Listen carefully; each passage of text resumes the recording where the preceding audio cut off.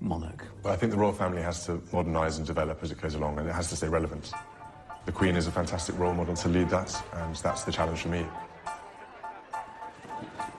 We are on the verge of the historic royal wedding, and at the center of the action is a soon-to-be American princess. I put a spell on you. I think on the wedding day, as Meghan walks down the aisle and the choir's singing, Because you're mine. you'll be able to hear the distant hum of Edward VIII spinning in his grave, because he gave up the throne to marry a twice-divorced American. But now Meghan Markle, she's American, she's biracial, she's been divorced, and she's allowed to marry a royal. How exactly did we get here? It's been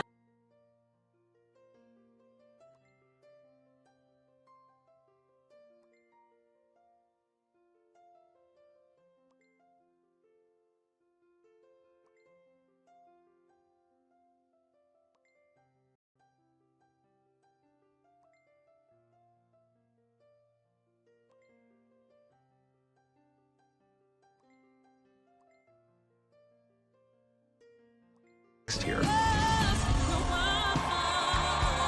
It's going to be a very difficult juggling act.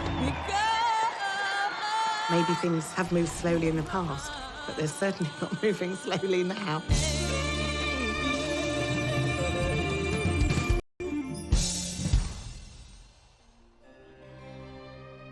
There is only one job that the royal family has. There's a lot of duty, there's a lot of protocol, there are a lot of expectations, but only one job: survive. And for 1,000+ years, no family has been better at surviving. Nobody's joking about the handbag anymore. Nobody's joking about the hats anymore. There's Queen Elizabeth, you know, keep on keeping on. Oh, really? Please. But The births and the marriages. The love stories when they flourish or when they fail. It's the greatest reality show in the world. Americans can't get enough of it. Unlike the Kardashians, this soap opera has got a heritage. They should be a little bit removed. That makes them special. But that doesn't mean that they should be untouchable. The royal family are changing with the times. You trace that all the way back to Princess Diana. There was something magic about Diana right from the start. People just fell in love with her. I think there was almost a worship for her. Women are generally not encouraged to be rebels. Traditionally, they're encouraged to be silent, just do what they are told. That, of course, was not Diana. She was the golden goose. To express its emotions. And there were scenes I'll never forget.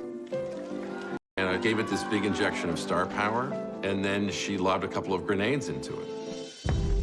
There's no mistress in the fairy tale. This is where the fairy tale cracks and reality comes in. And everybody believed everything that Diana said, that Camilla had wrecked the marriage, destroyed Diana's happiness.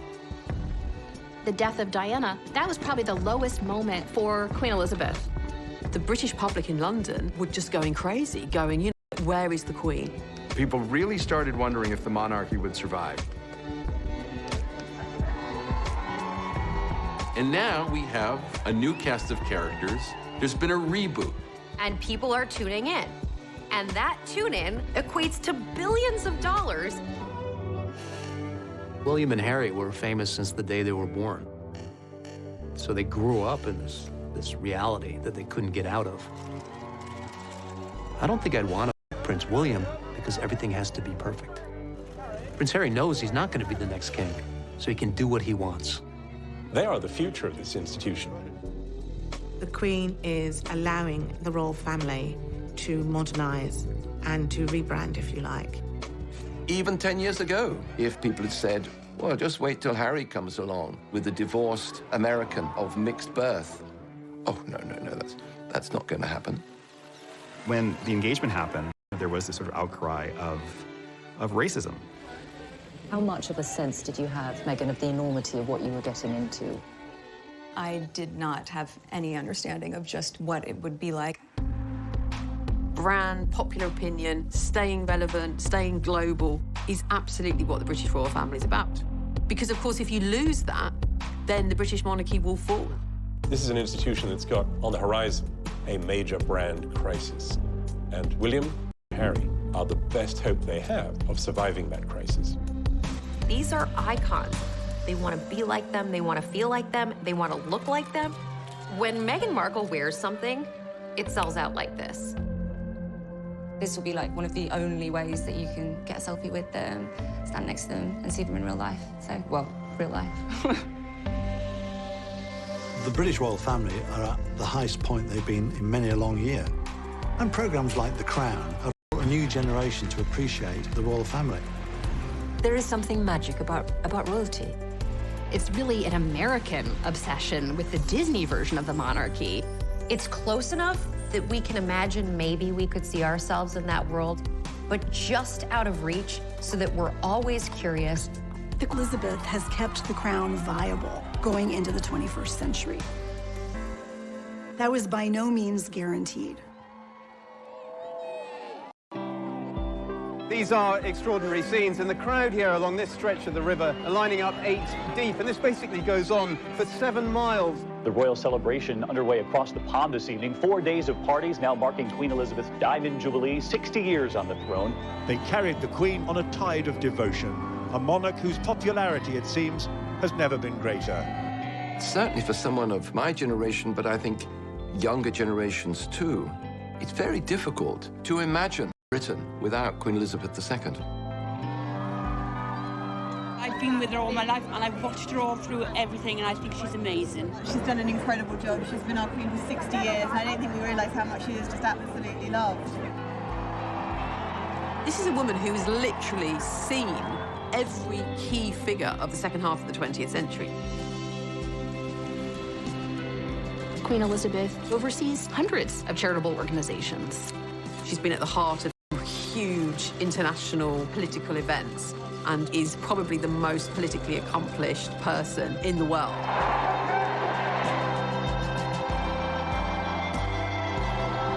The Queen, though, wasn't supposed to be Queen. She was Queen because her uncle, Edward VIII, had abdicated.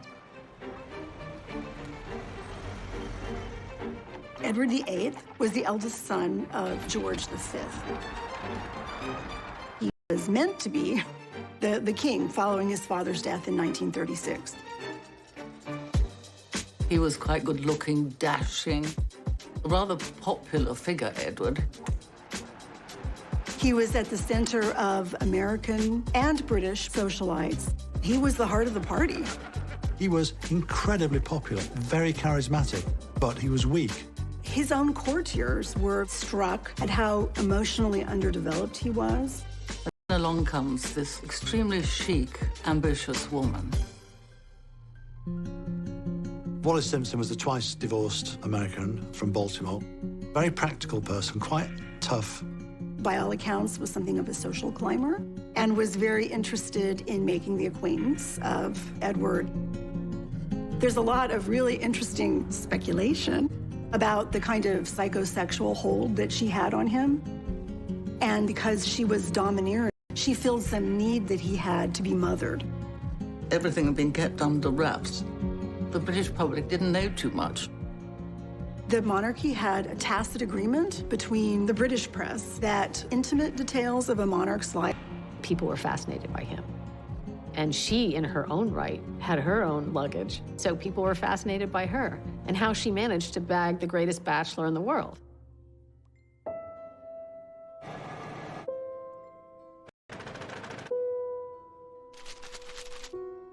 The American press had been obsessed with the idea that Edward VIII would marry an American woman. William Randolph Hearst did not like the British monarchy. He really made it a practice to encourage his reporters and photographers to seek out the private lives of the royal family. One of the photographs that drew attention was a photograph of her touching his arm. Ordinary people do not touch the monarch. That kind of intimate gesture indicated that there was an intimate relationship. A cruise he took in 1936 along the Mediterranean coast with Mrs. Simpson. They took photographs in his bathing suit. You could see his chest. I mean, he was half naked in these photographs. The public had never seen its monarch in a photograph in anything less than an utterly dignified manner.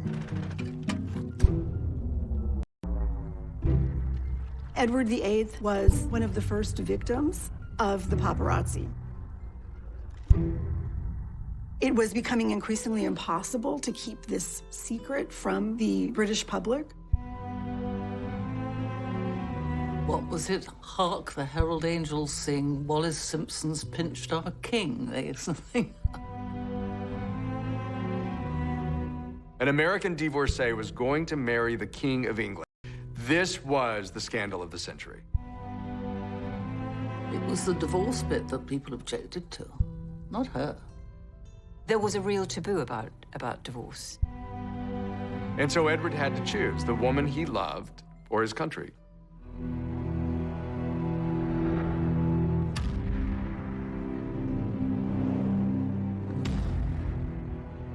An abdication was something you couldn't think of the king stepping down and going abroad to marry this woman. One cannot overstate the trauma of the abdication crisis. It seemed at the time that the monarchy, the British monarchy in 1936, came close to self-destructing. Had he insisted on marrying Mrs. Simpson, and had Parliament said no, it would have forced a standoff that the country had not seen since the 17th century. A few hours ago, I discharged my last duty as King and Emperor, that I have found it impossible of the woman I love. From that moment onwards, the name of Edward VIII, his presence hovering in exile with this wicked American divorcee, it loomed over so many decisions of the royal family. Knowing what we know now, it is incredibly fortunate he abdicated. After they married, they actually paid a visit to Germany and met Hitler. Edward could be useful to them in the event that Germany invaded England and needed some way to rule it. It raised real concerns. There is a real chance that the course of history could have been changed had he stayed on the throne. Edward was king for 1 year. He was not crowned. So the coronation that had been planned was held for his brother, who ruled as George VI. When George VI heard that his brother was going to abdicate, he came home very distraught. And Elizabeth and Margaret, her sister, were looking over the balcony. And Margaret said, "Does this mean that you'll be Queen, Lilibet?" Elizabeth replied, "Yes, I suppose so." She instantly became one of the most popular celebrities in the world. Prince Charles, in the public, made light of it. In private, he was quite jealous.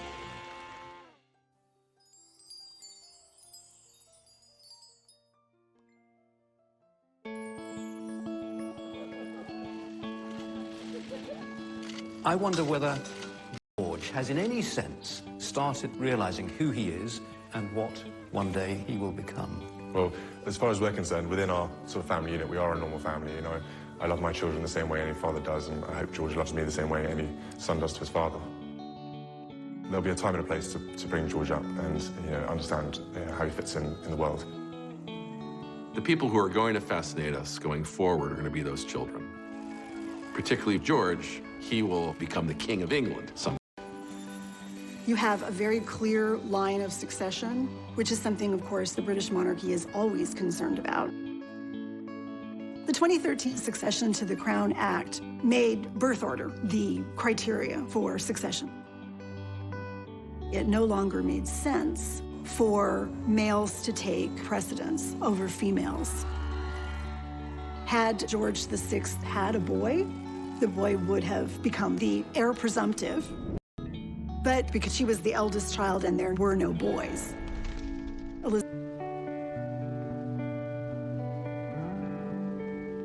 For the first 10 years of Elizabeth's life, she wasn't expected to be queen.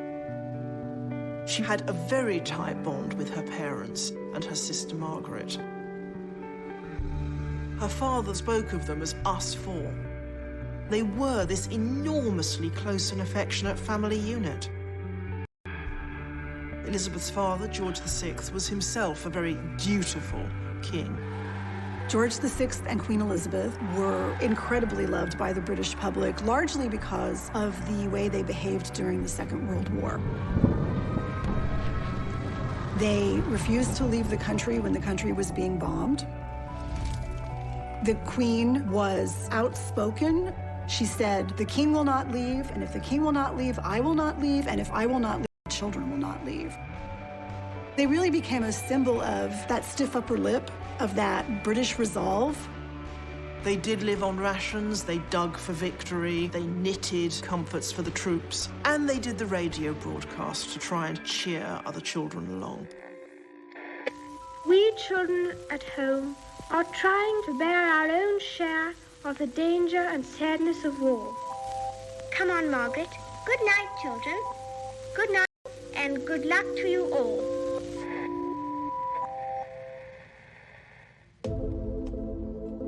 The war, in a way, gave Elizabeth a chance to be a bit more like other people. And it was Elizabeth herself who insisted that she should join the services and became a mechanic. That emphasis on middle-class morality and acting as a model for the nation is something she learned from her father. Throughout her life, she's tried to judge what was right and wrong. And her father had been very much the torch shiner into the dark space for her. And I think she's always used him as the template. I declare before you all that my whole life, whether it be long or short, shall be devoted to your service.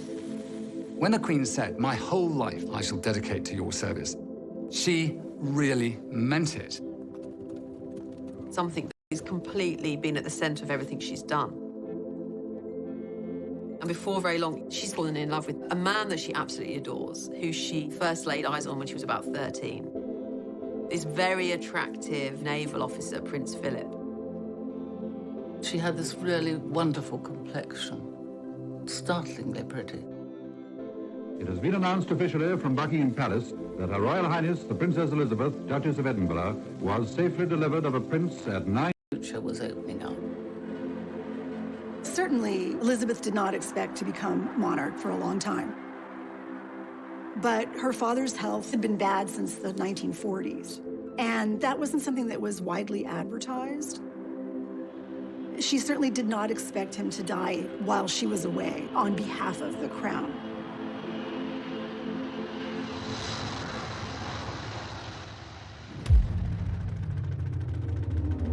This is London. It is with the greatest sorrow that we make the following announcement. At 10:45 today, February the 6th, 1952, the King passed peacefully away in his sleep.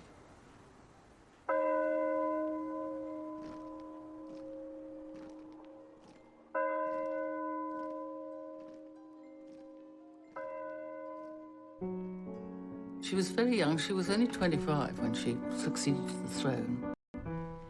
The combined issues emotionally of her father dying and the assumption of the role of kingship were, of course, bound together.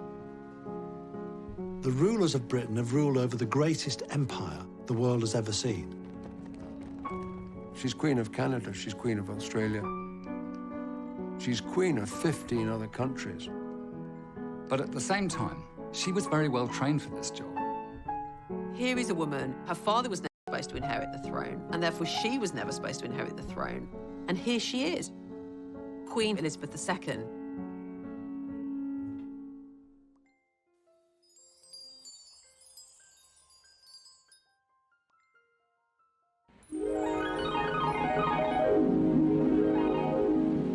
See the USA in your Chevrolet. America's the greatest land of all. We think about the period following the Second World War in the United States as being this great consumer moment, a great moment when there's a lot of opportunities for people and they're starting these brand new lives with Tupperware. Freeze it, stack it, any which way. It won't leak or spill. But that's not the lived experience of the British right after the Second World War. Britain, it was so grim after the war. I didn't recognize London. There were so many bomb sites. There was tremendous austerity, food rationing, fuel rationing. It was horrible. Rationing did not end in Britain until 1951. The prospect of rebuilding it all again and what was life going to be like. There wasn't a great spirit of gaiety, and it brought a bit of colour to the nation, which had gone through the most terrifying ordeal. I mean, the world had.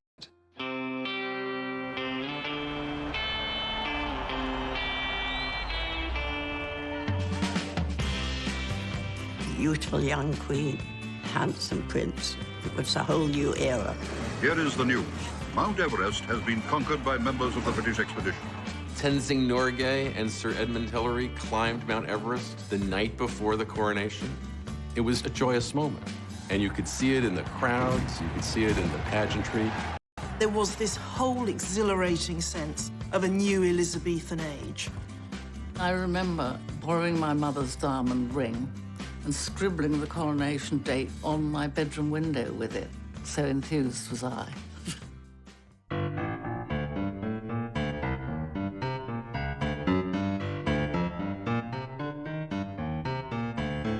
Coronation happens once a reign, and as a royal ceremony, it does give you a sense of where monarchy is, where the state is, and where the people are at that time.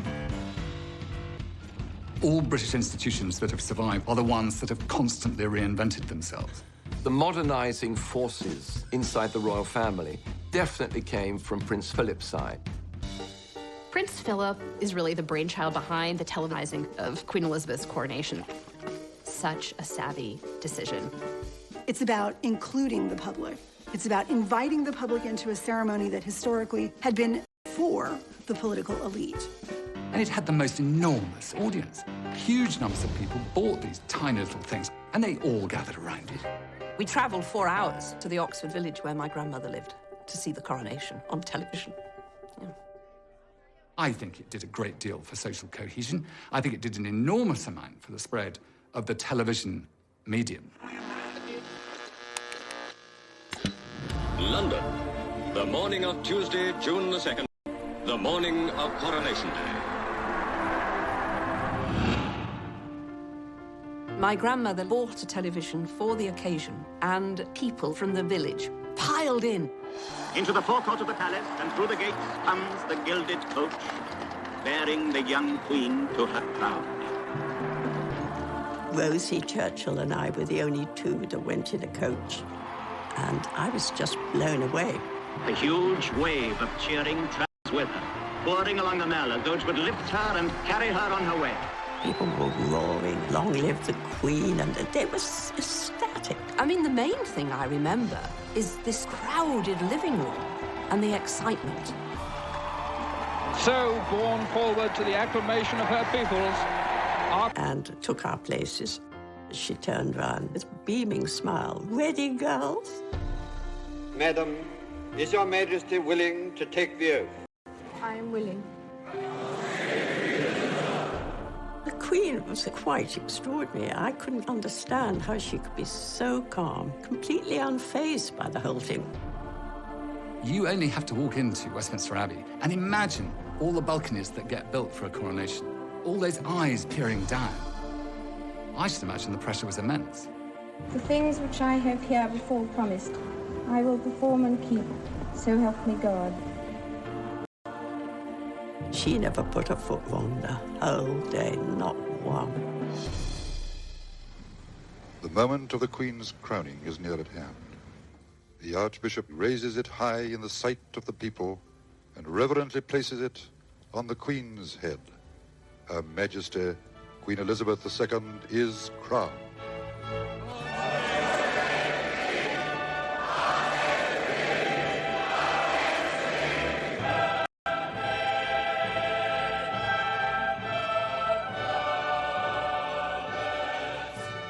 She looked very happy when we left the Abbey.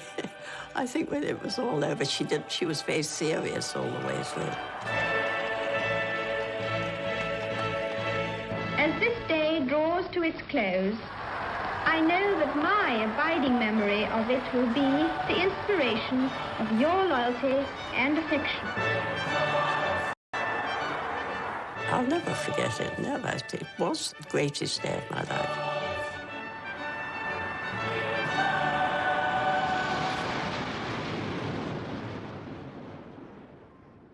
The Queen was going to have to do a major job, and she was dedicated to doing it. Whereas Princess Margaret could be more relaxed. She was always a rebel. She'd go clubbing. She'd drink a bit too much. Margaret certainly made the most of her life, behaving in a rather riotous way. She had wanted to marry her father's equerry, Group Captain Peter Townsend, but he had been divorced. For a royal princess to marry a divorced man would say to everybody, well, look, we can do it, so you can all do it. They didn't like that then.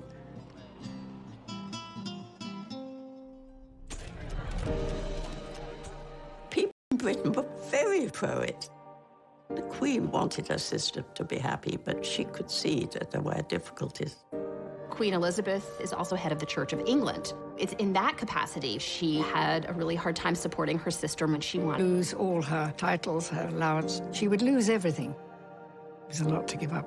So I think she sat back and decided not to. Princess Margaret's life was in many ways shattered by her love for a divorcee. There was this echo of the abdication. You know, you have to wonder, are love and royalty really compatible?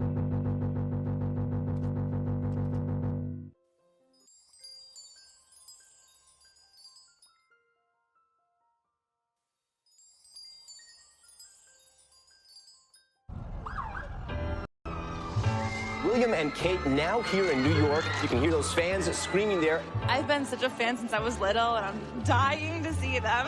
What is it that you like so much about William and Kate? Absolutely everything. We're so excited. Yeah, we're so excited. I can't wait to see them. The rollout of the royal red carpet for Prince William and a glowing Kate Middleton. I think they've been a nice, refreshing, regal addition to the city this week. All bets were today when the Duke and Duchess of Cambridge arrived in the city for their first official visit. Prince William took a detour to meet political royalty at the White House. The couple courtside at the Brooklyn Nets basketball game Monday, getting a glimpse of American royalty. King James, Jay-Z, and Queen Bee. These days, we think of America as almost belonging, as having more in common with the younger royals. But back when Elizabeth was a younger woman, she absolutely seemed to love that exciting, freer vibe she felt there. And America was very open to her. No one does a wedding like the Brits, but nobody does a parade like New York.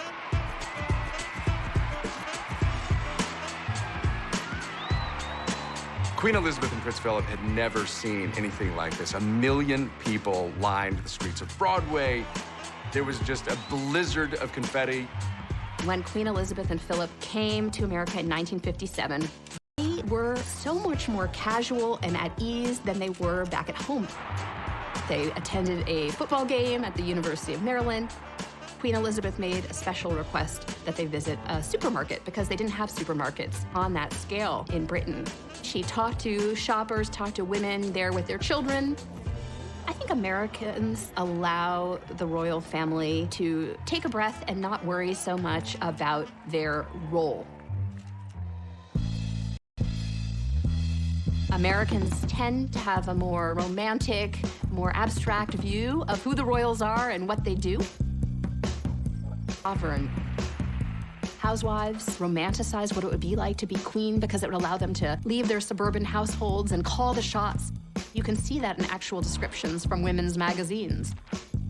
At the same time, there were popular television shows like Queen for a Day. Would you like to be queen for a day? People would tell their hard luck stories, and the audience applauded, and whoever got the most applause became Queen for a Day. I now crown you Queen Clarice. I think our fascination with royalty comes out of the fairy tales, and especially stories in which the princess comes from humble origins. It goes back to our more basic desires to have a rise above our current station in life. They called Hollywood the Dream Factory. The dreams were ours, and the people who gave us those dreams were the men and women we saw on that screen. You would go to picture palaces.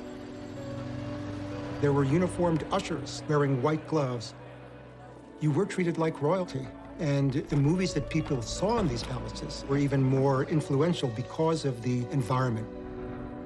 Walt Disney obviously had a knack for knowing what kind of mass entertainment was going to resonate. He realized fairy tales and royalty were a gold mine. In movies like Cinderella or Snow White and the Seven Dwarfs, Disney was able to capture this idea of folklore, of what the people want.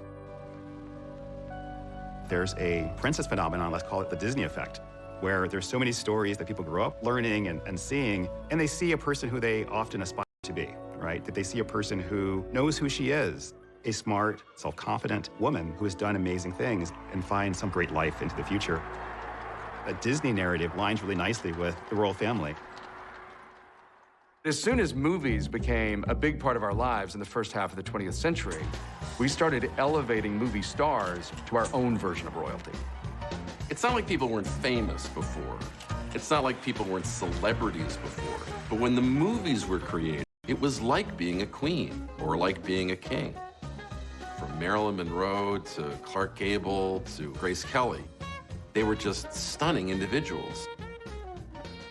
Grace Kelly was the most glamorous person imaginable. How else could you top being the biggest star in Hollywood? You become an actual princess. She was kind of starstruck by the idea of royalty. Gosh, a European prince, wow.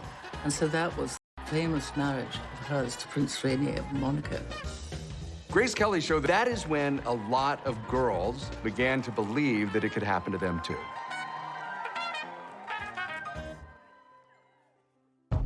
Old-fashioned, elitist, and out of touch. He dared to actually criticize the Queen herself. I don't retract that for 1 minute. Because you see, I'm now being attacked for having attacked the Queen.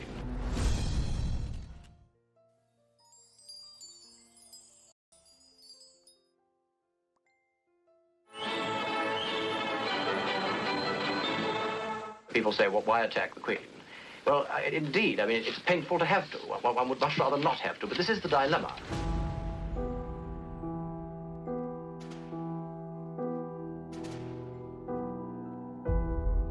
In her early years, the Queen did have some difficulty with the public relations aspect of her role. Glamorous though she was, beloved though she wasn't very approachable. I mean, to judge from your article, you expect the Queen to have qualities of a wit, would like her to be a better orator, you would like her to be a TV personality, in addition to being a diligent, dutiful, and devoted monarch and a mother. What I'm suggesting is that in her public speeches and appearances, spontaneity should be the keynote. I want to tell you all how happy I am to be amongst you and how much I look forward to my journey through Australia. Her own natural soul is not allowed to come through. It's a sort of synthetic creature that speaks. Lord Altrincham, John Grigg, was a journalist who in 1957 critiqued the Queen for being very old-fashioned and elitist and out of touch. He dared to actually criticize the Queen herself. He said that she sounded like a priggish schoolgirl, that it was hard for people to relate to her, that she didn't perhaps sound as if she actually knew that much about anything. I don't retract that for 1 minute. Because you see, I'm now being attacked for having attacked the Queen. He was even physically attacked by a member of the League of Empire Loyalists, who said of the fine that he was charged when he was convicted that it was the best investment he ever made. What made it worse was there was actually a germ of truth to this. The Queen was this shy young woman.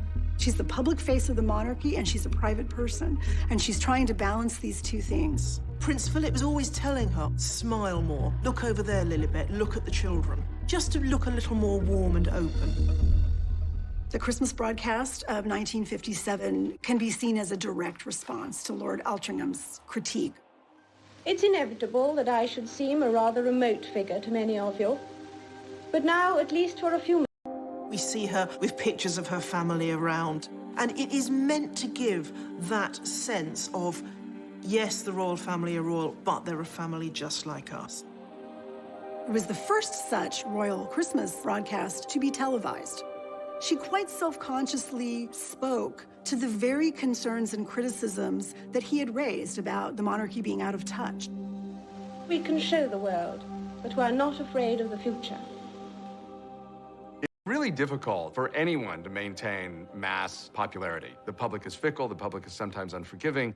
You have to be willing and able to adapt with the times, especially when there's a social revolution in the air. Everyone is voting for Jackie. The cool music of the time was not rock and roll, it was Frank Sinatra. And Frank Sinatra was recording campaign songs for JFK. Instantly, the presidency was covered with glamour. The torch has been passed to a new generation of Americans born in this century.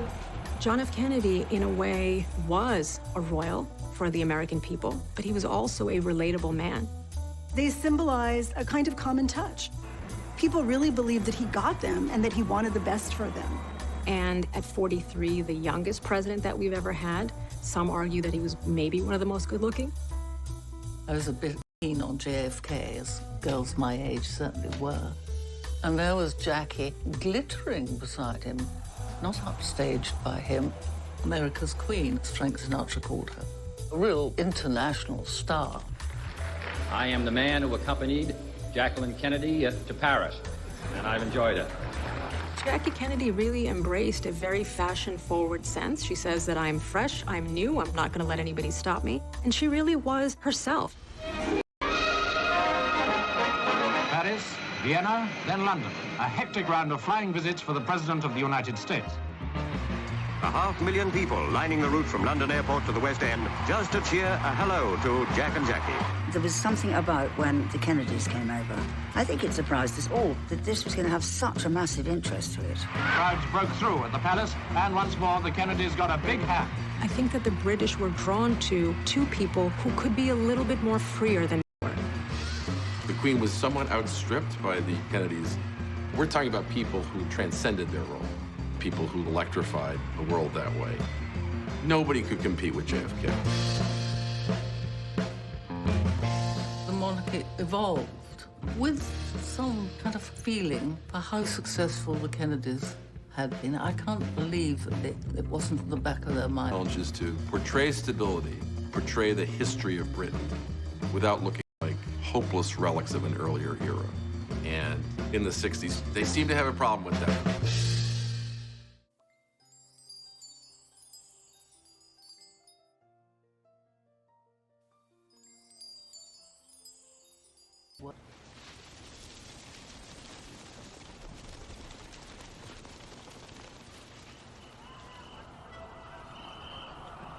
It appears as though something has happened in the motorcade route. Something is wrong here. Something is terribly wrong. Stand by. There has been a shooting. I repeat, a shooting in the motorcade in the downtown area. From Dallas, Texas, the flash, apparently official, President Kennedy died at 1 p.m. Central Standard Time, some 38 minutes ago. It was the most horrible thing that anyone could imagine. That this dash in American City was just shocking. We felt it in Britain, too. Jack Kennedy, he was a president that was loved. In memory of President John Fitzgerald Kennedy, who in death my people still mourn, and whom in life they loved and admired. Here was a man who had symbolized hope, who had symbolized these ideals, and those all seemed lost now. After a period of terrible trauma for the nation, America was primed for something fun and escapist. And then along came the Beatles. 3,000 1,000 screaming teenagers are at New York's Kennedy Airport to greet, you guessed it, the Beatles. I remember American friends of mine saying we needed this after what we've been through. The welcome was just overwhelming. You can't photograph noise, but you can photograph the people making the noise. And they didn't let you down. I got every Beatle record at home, every Beatle record. America became sort of swamped by British popular culture suddenly in the 1960s. And the subsequent musical revolution that rocked the globe. We loved all of it. We loved the music, and we loved the fashion. We loved the haircuts. What is it like about the Twiggy? It's free. Americans started behaving and acting like Brits. That was the Rolling Stones. It's just mutual adoration. Brazen British invasion of America. There was nothing like it. The youth, the swinging youth. It was an invasion. Beatles mania swept the globe. The royal family, who you might not really associate with the Beatles, they're a little stuffy, maybe. All of a sudden, the royal family is into the Beatles. It was only a matter of time before the Beatles made it. So came the summons to the palace. The news got round to the faithful that the world's #1 group were to be invested by Her Majesty with the most excellent order of the British Empire. The Beatles went to Buckingham Palace to receive an honour, a decoration. They were called members of the British Empire. I mean, everybody liked the Beatles. Everybody wanted a piece of that action. But the Beatles were big enough then that that did more for the Queen's reputation than for the Beatles' reputation. It did not make the royals cooler. It just was an indication of what the royals needed to do to even stay in the conversation. It's the first time... Monarchy actually, in a very interesting way in the 1960s, tried to get out ahead of this notion that they were out of touch or they were unapproachable, and they worked with the BBC to create a documentary called The Royal Family. The salad is ready. The royal family film turned out to be a rebranding of the royal family. The camera crew followed the royal family for 18 months through all of their ordinary activities. So we see Prince Philip at Balmoral frying sausages at a barbecue. And we see the Queen sitting at the dinner table with her family, talking about her day. It is extremely difficult sometimes. So I said, what an extraordinary remark to make, very unkind about anybody. The film was a great step forward. I thought it was charming. And I had the most appalling trouble. It's really a vehicle for us to see a little bit behind the scenes so that we can understand the monarchy as people like us. Public response was very positive. People wanted to see more of the British royal family. Come around this side. Although the documentary got enormous audiences in England and in America, on the Queen's orders, it was put away in a vault and has not been seen in its entirety since. They realized that if they did something like that too often, they would cheapen themselves, letting the magic seep out. Some people say that this was sort of opened the floodgates, and therefore after that all the sort of tabloid interest in them, and that they would want to know more and more and more. Let the public into your sitting room behind the sofa. And then they'll be over the other side looking at you. The problem with all these things is not the film that gets made with careful supervision, but what happens next.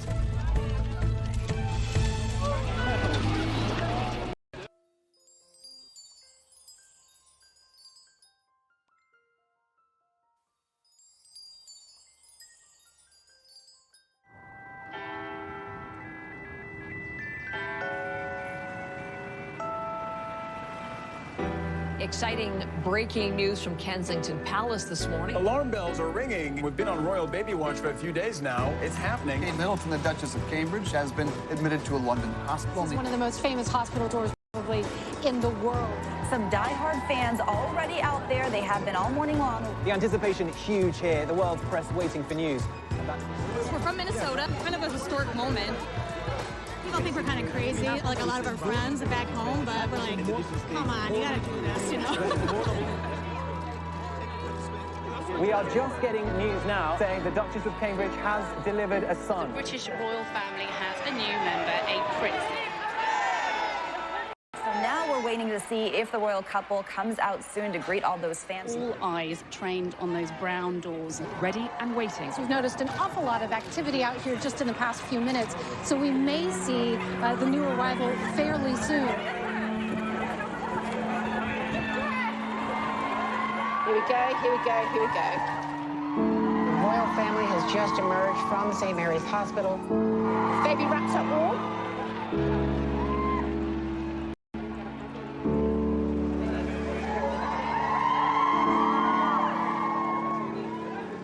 We screamed. Everyone was screaming, trying to get the pictures and videos. Like, if you can see, it's not just one type of person here, it's everyone coming together. From all different countries. Congratulations!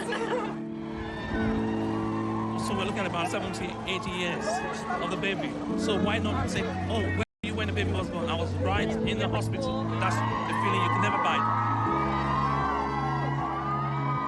Princess Catherine has had a little boy. He weighs 8 pounds and 7 ounces, and we're all very happy. It's the moment so many royal watchers have been waiting for.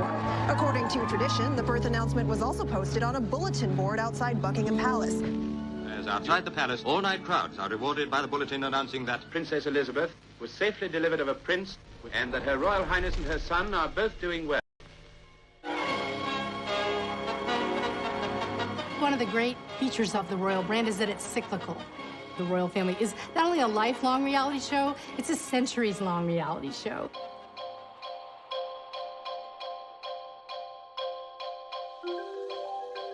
We don't often chart a person's life from birth to death. But with the advent of technologies, whether it was photography in the 19th century or television in the 20th, we have been able to follow members of the royal family at every step.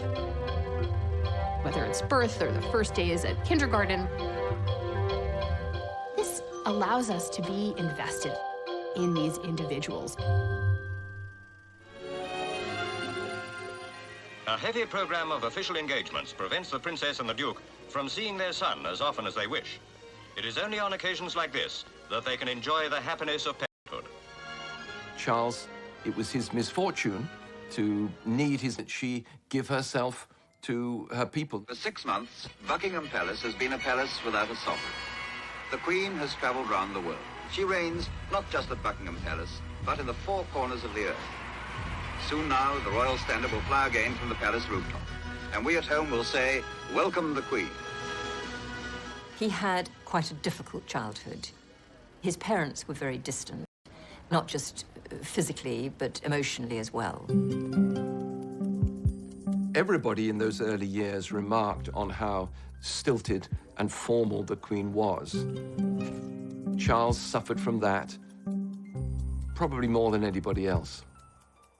Charles and his mother were subjected to private reunions in public scenarios. But all of this, at the end of the day, is because of the growing power of the media. Previous kings had gone off to school or had their lessons with their tutors. We saw film, newsreel. Here is courage. Here is honor. Here is Gordonston, a school fit for a king. Prince Charles was sent off at a fairly young age to boarding school, and to one boarding school in particular, to Gordonston, where his father had been. The school had a tough, outdoors regime that Prince Philip clearly saw as making a man. He had a difficult relationship with his father, who frankly was puzzled by this son of his who was so sensitive. You can only feel sorry for the kid.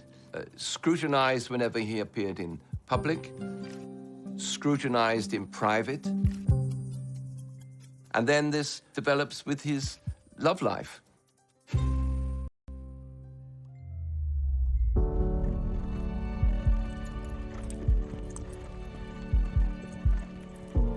In the early 1970s, Prince Charles met Camilla Parker Bowles, and they were made for each other. There was a huge bond between Charles and Camilla from the start. Partly it's the things they shared, a love of the outdoors life, of horses, you know, no taste for the spotlight, for glamour. Partly it's the thing they didn't share, the thing she could give him, this jolly, breezy confidence. Camilla was not an aristocrat, and she had had previous boyfriends. She had a boyfriend when she met Charles. A woman of experience and knowledge was not an appropriate partner for the future King of England. He went off into the Navy, he went off to the Caribbean, and shortly after, Camilla wrote him a letter telling him that she was going to marry Andrew Parker Bowles. Charles was absolutely devastated. There was a lot of pressure to find a bride.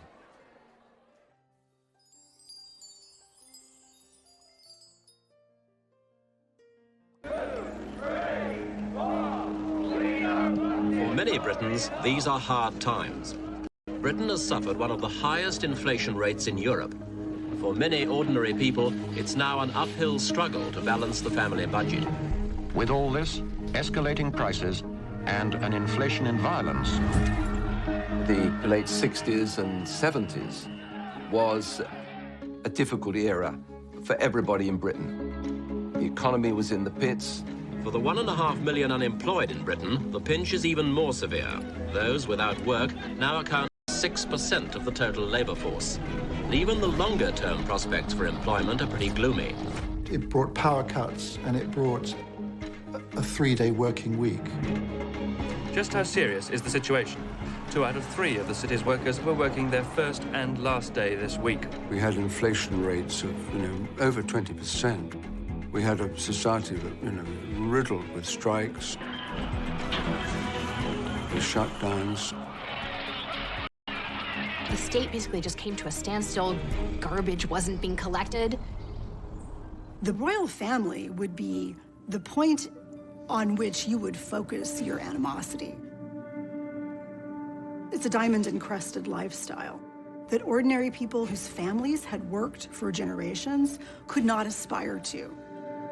And the monarchy seemed very much out of touch with that. The princess and her husband were guests of honor at a glittering ball. The princess was radiant, obviously enjoying herself. Charles, like his father, is a great sportsman and doesn't miss an opportunity to play polo. People were really struggling, and here we have a family that's living off the public. Our guest today on Meet the Press is His Royal Highness Prince Philip. The recent news dispatch from London begins this way. Queen Elizabeth has not had a pay raise for nearly 18 years. A situation that none of her subjects, the working-class subjects, would tolerate for a moment. Then it goes on to detail the very high cost that the royal family must sustain on an allowance of $1,100,000 a year. Is that creating an awkward situation for us? Very. We go into the red next year. We never quite know with Prince Philip when he's joking and when he's really making a mistake. Well, you've had to close down certain large houses, haven't you? No, not altogether. We've closed down what we're interested. We had a small... He said that, goodness, yes, he might have to give up polo. It really didn't go down too well. That was exactly the feeling, that the royals were infinitely overprivileged. I wanted to do something for me, because look at me now, I'm nothing. It's a rich man's budget, that's all I can say. Make no mistake about this, the ordinary working people are not being hoodwinked at this one. The 70s, I think royals in general found that they hit a kind of rut of irrelevance in the culture. And then, there was Queen Elizabeth keeping on. London celebrates a once-in-a-lifetime spectacle not to be missed. Queen Elizabeth's Silver Jubilee. 25 eventful and glorious years. Queen Elizabeth II, long may she reign. For one brief moment, the Jubilee seemed to unite the divided nation under one flag. The Queen, the head of state, is a focus of unity, which transcends any political division. In America, the president is the head of state and at the same time the head of government. In the British system, the head of state and the head of government are two separate entities. Every week in Britain, the prime ministers from Churchill right through to the current British prime minister meets with the Queen. She can't express opinions, but she can ask good questions. The monarch works to advise, to encourage, to serve the nation and the government. When I was 21, I pledged my life to the service of our people, and I asked for God's help to make good that vow. I do not regret nor retract one word of it.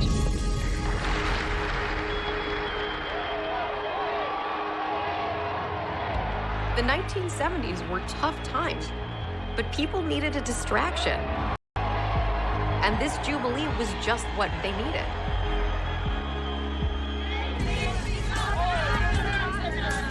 Join in the spirit, the good old British spirit. There is an element of escapism when it comes to the royal family. It's a way for us to escape the everyday, escape perhaps disappointment in our own lives. You know, whether people just come out and enjoy the street party and then go home and grumble again about how much of their taxpayers' money is going on the establishment. There's no doubt that these big public events do give the royals a boost. This royal wedding is really about a happy ending and perhaps a new beginning.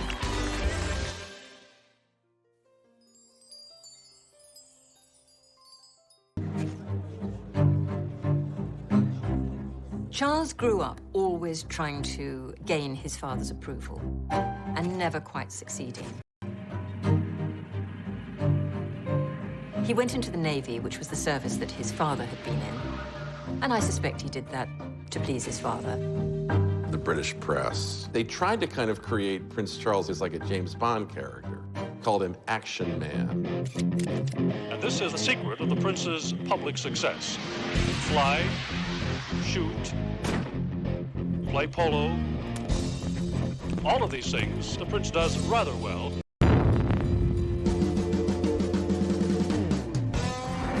Gunnery practice is all part of the schedule. He gave an excellent display with a 20mm Oerlikon gun. He did everything that other recruits were asked to do, but which actually were quite dangerous. He did not want to be wrapped in cotton wool. His 9 months is an intensive period of training where he'll be given an insight into all departments. There are no fundamental differences between the prince's training from that of other sub-lieutenants. He's always pushed himself to the limit. Because being famous for having done nothing very important is a difficult thing to live with. He had a real need to prove himself, to do something real. His time in the armed forces, in the Navy, was an opportunity to do that. If later on I'm to be associated with all 3 services, it'd be a very good idea to do an attachment with each one. I think it gives one a very useful experience of responsibility and discipline. On paper, he may have been the world's most eligible bachelor. You know, helicopters, in a variety of uniforms, looking good, looking a bit more glamorous. But pressure to marry, it was time.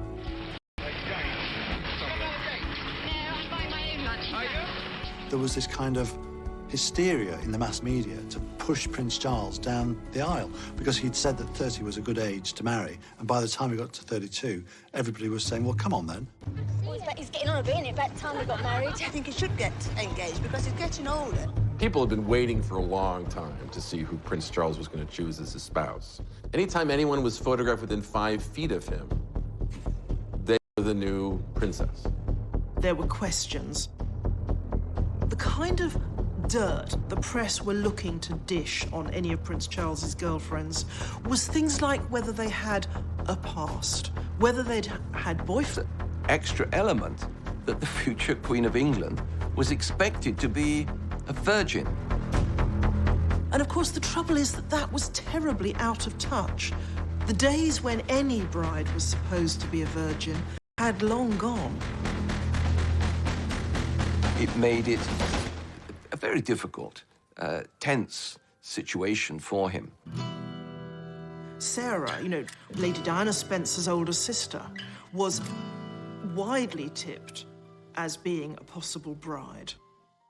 It was when he was dating Sarah Spencer that he actually re-met, or you could almost say met, Diana Spencer. When he finally met Diana, she seemed the perfect bride for him. She was aristocratic, she was a virgin, she was a member of the Church of England. She was young. There were no skeletons in the cupboard. There was no fear of, you know, ex-boyfriends coming out of the closet. This shy, somewhat ordinary young woman who teaches kindergartners, and she's thrust into the limelight.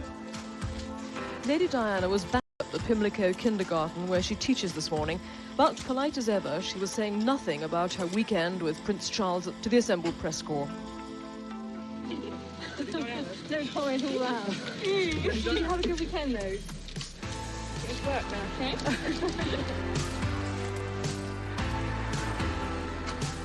There was something magic about Diana right from the start. There was just something about her that made you feel, yes, this is going to be the one. Is there any possibility of any announcement of your marriage in the near future? Can you tell me? Can you tell me if there's any possibility? I'm not going to say anything, so... Right, but Prince Charles did give us a hint himself. He said we wouldn't have to wait too long. The public had this view of Diana that she was a fairy tale princess. It was almost that she was rags to riches and she was a girl like us, plucked from a normal life. Reality actually was very different. Diana was probably more aristocratic than Prince Charles. She came from a very old English family. She grew up in a stately home, filled with staff and beautiful works of art. However, the public loved her, and they loved the whole idea of happy ever after. It wasn't clear at all that Charles was going to propose to Lady Diana. And of course, his reluctance shows the doubts he had. Doubts we now know were all too saying he either had to actually ask her to marry him, or he should back off and leave her alone. Because to keep her hanging on is awful for her, and it's going to damage her reputation. Charles misinterpreted this, thought he was being told he must marry Diana. From Buckingham Palace came the news that the whole world had been waiting for. Lady Diana Spencer is soon to become Her Royal Highness, the Princess of Wales. Wonderful. Perfect. Oh, thank goodness. I think it's really great. One can only speculate whether Prince Charles's decision to marry her was entirely his own. One has to wonder whether duty and sense of obligation weren't playing their role as well. On the public side of the palace, the crowd watched intently as the interview appeared on ITN News. It was exciting when he chose, and it was exciting who he chose, because it was Diana, and everybody was excited about her. It was a really big deal. She was this breath of fresh air. She just looked and felt like someone you knew in real life. Diana, through her teenage years, we know she'd had a sort of crush on him, as some girls of her age did, and here she was, given the opportunity to become his princess. Can you take us back to when you first met? What do you think about Lady Diana? Well, I remember thinking what a very jolly and amusing and attractive 16-year-old she was. The royal tradition is that the bride-to-be blushes, stumbles and stutters over a few words, and then lets the man do the talking. And having great fun. And Diana, she remained silent. And I don't know what you thought. Pretty amazing. She was awkward, she was young, she was unschooled in the way of royalty. Can you find the words to sum up how you feel today, both of you? Difficult to find that sort of word, isn't it, really? Just delighted and happy. And then the famous quote. And I suppose in love. Of course. Whatever in love means. Whatever in love means. This was not exactly a ringing endorsement. I mean, what sort of person says that to their partner, let alone to the world as a whole. At the time, it was like, oh, he's so befuddled with love, he doesn't even know what to say. It was not seen as being the run moment that would later be seen as. Diana came into the royal family as a vulnerable 19-year-old, if they're not handled properly. 19-year-old princesses will grow up to be... His decision to marry her was entirely his own. One has to wonder whether duty and sense of obligation weren't playing their role as well. On the public side of the palace, the crowd watched intently as the interview appeared on ITN News. It was exciting when he chose, and it was exciting who he chose, because it was Diana. Oh my God. Everybody was excited about her. It was a really big deal. She was this breath of fresh air. She just looked and felt like someone you knew in real life. Diana, through her teenage years, we know she'd had a sort of crush on him, as some girls of her age did, and here she was, given the opportunity to become his princess. Can you take us back to when you first met? What do you like about Lady Diana? I remember thinking how very jolly and amusing and attractive 16-year-old she was. The royal tradition is that the bride-to-be blushes, stumbles and stutters over a few words, and then lets the man do the talking. Having great fun. And Diana, she remained silent. And I don't know what she She was awkward, she was young, she was unschooled in the way of royalty. What do you find the words to sum up how you feel today about it? Difficult to find lots of words, but really just delighted and happy. And then the famous quote. And I suppose in love. In love. Oh my God. Whatever in love means. This was not exactly a ringing endorsement. I mean, what sort of person says that to their partner, let alone to the world as a whole? At the time, it was like, oh, he's so befuddled with love, he doesn't even know what to say. It was not seen as being the run moment that would later be seen as. Diana came into the royal family as a vulnerable 19-year-old, if they're not handled properly. 19-year-old princesses will grow up to be angry, powerful women.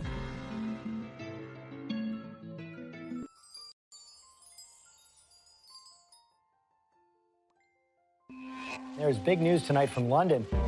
Prince William, heir to the British throne, finally proposed to his college sweetheart, Kate Middleton. It will be the wedding of the decade. Did you see this coming? Was he getting a bit nervous and jumping? No, not at all, no. It was a total shock when it came and very excited. And it's a family ring? Yes, it's my mother's engagement ring. Well, I just hope I look after it. The engagement ring is a priceless and unique family heirloom. China factories are already gearing up for a royal wedding gold rush. Churned out by the dozen. It's not an exact copy of the dress Kate Middleton wore, but it's close enough for admirers of the bride's style. It is important for the people to see something of themselves in the royal family, although there's always been a kind of aspirational quality. Meghan Markle mania. Millions trying to copy your most popular looks, so we decided to make it easy for you guys to do it. These are women that consumers all over the world look up to. They want to be like them, they want to feel like them, they want to look like them. Where, of course, the clothes. Fashion with a completely individual flair. She's beautiful. Diana fitted the bill. She looked, like a typical English rose. People were mesmerised by her. But when you actually look back, some of the clothes she wore were, quite frankly, ghastly. She certainly has been good for fashion so far. We learned just how easy it is today for every woman to look like a princess. There is something magic about royalty. What's not to love about royalty? Congratulations and jubilations. I want the world to know how happy as can be. It's fairy tale time. And in Britain tonight, the fairy tale is coming to life. Lining the streets of London, 2 million well-wishers. We are sitting in this magnificent location overlooking St. Paul's Churchyard. This is the wedding of the whole world, and the whole world loves a wedding. As you can see from the pictures, people here are shoulder to shoulder and wall to curve. The wedding guests assemble. The huge, cheerful crowd that has waited so long and patiently roars and waves its welcome. Royal weddings and romances were part of popular culture all through the 20th century. But with the marriage of Charles and Diana, they take on a new dimension. The wedding will have an audience of more than 500 million people. That's a sixth of the world population. Quite simply, it's going to be the biggest television event ever. We'll be devoting as much time, if not more, to the wedding itself than we did to the inauguration of the President of the United States. To us in America, this wedding was the closest we had ever seen to a real-life fairy tale. This was a massive event worldwide. People filled the streets. I mean, London was heaving. I was in the Scots Guards, part of the Guards division that wear the red coats and the big black hairy hats. I remember Diana passing where I was. There was an almost overcooked sense of national anticipation. You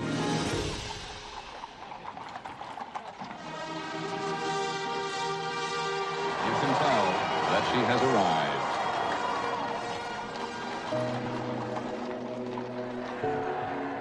And here, our first glorious view of the bride.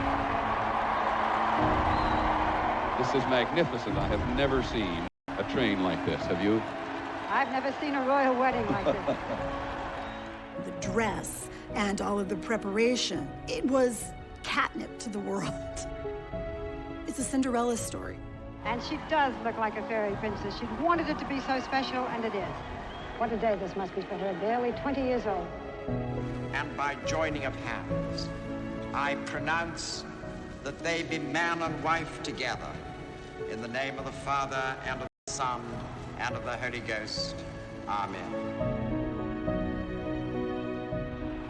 So London now sees for the first time their Royal Highnesses, the Prince and Princess of Wales. I saw the Prince in his naval uniform with his beautiful princess coming down the steps of St. Paul's, and I thought, that's the royal family sorted for my lifetime. That's the future, and I like it. It was very exciting to see her come suddenly, you know, this totally different figure with a very different future.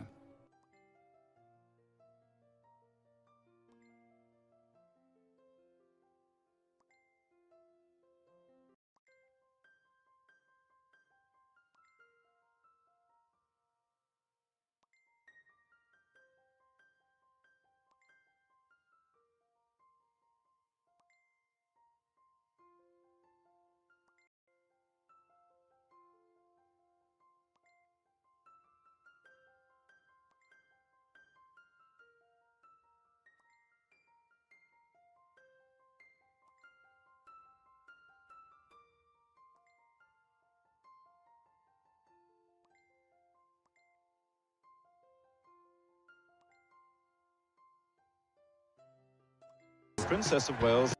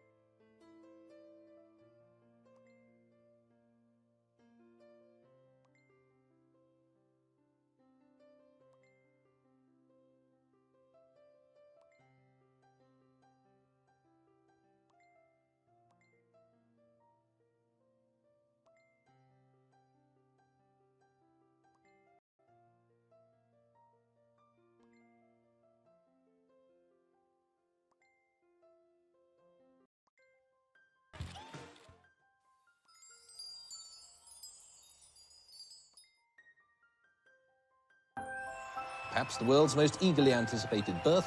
The news of it was announced just over an hour ago. It's a boy. A boy. Boy weighing 7 pounds, 1.5 ounces, and could well be the ruling monarch over Great Britain deep into the 21st century. When Diana produced her first baby, there was huge excitement.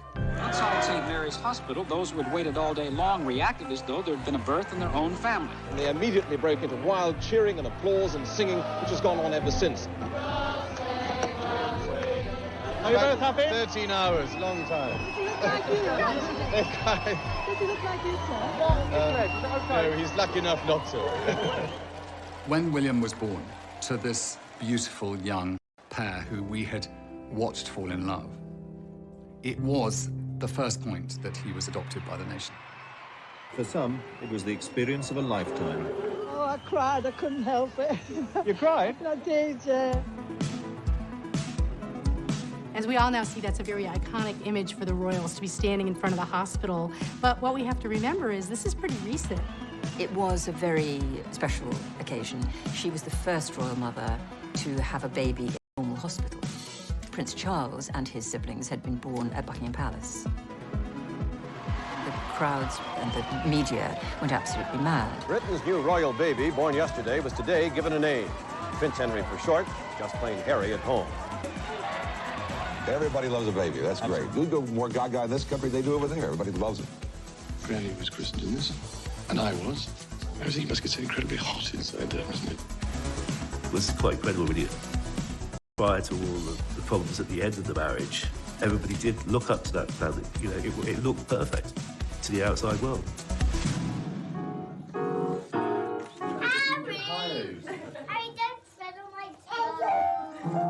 Young family, the model first family of the country.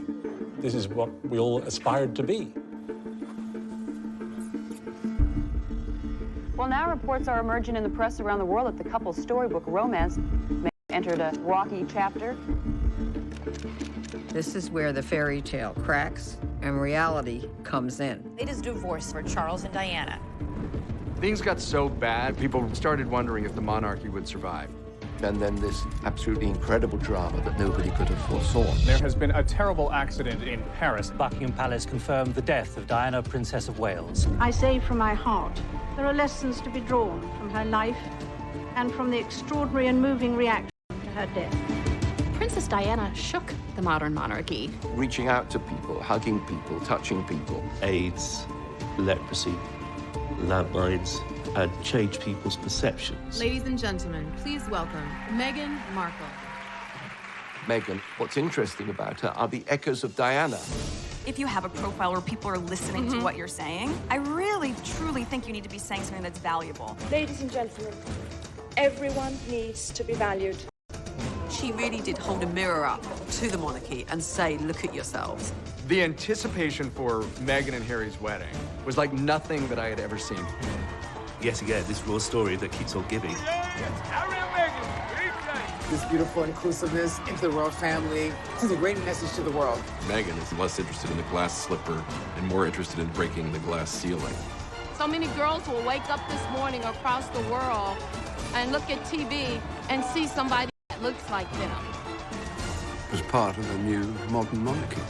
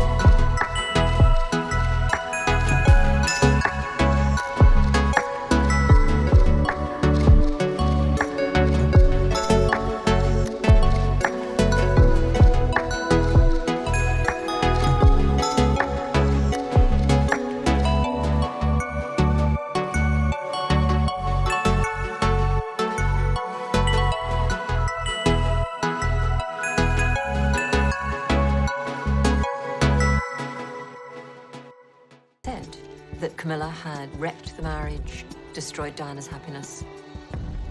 The death of Diana, that was probably the lowest moment for Queen Elizabeth. The British public in London were just going crazy, going, you know, where is the Queen? People really started wondering if the monarchy would survive. And now we have a new cast of characters. There's been a reboot. And people are tuning in. And that tune-in equates to billions of dollars. William and Harry were famous since the day they were born. So they grew up in this reality that they couldn't get out of. I don't think I'd want to Prince William because everything has to be perfect. Prince Harry knows he's not going to be the next king, so he can do what he wants. They are the future of this institution. The Queen is allowing the royal family to modernize and to rebrand, if you like. Even 10 years ago, if people had said, well, just wait till Harry comes along with the divorced American of mixed birth. Oh, no, that's not going to happen. When the engagement happened, there was this sort of outcry of racism. How much of a sense did you have, Meghan, of the enormity of what you were getting into? I did not have any understanding of just what it would be like. Brand, popular opinion, staying relevant, staying global is absolutely what the British royal family is about. Because, of course, if you lose that, then the British monarchy will fall. This is an institution that's got on the horizon a major brand crisis. And William and Harry are the best hope they have of surviving that crisis. These are icons. They want to be like them, they want to feel like them, they want to look like them. When Meghan Markle wears something, it sells out like this. This will be like one of the only ways that you can get a selfie with them, stand next to them, and see them in real life. So, well, real life. The British royal family are at the highest point they've been in many a long year. And programmes like The Crown have brought a new generation to appreciate the royal family. There is something magic about royalty. It's really an American obsession with the Disney version of the monarchy. It's close enough that we can imagine maybe we could see ourselves in that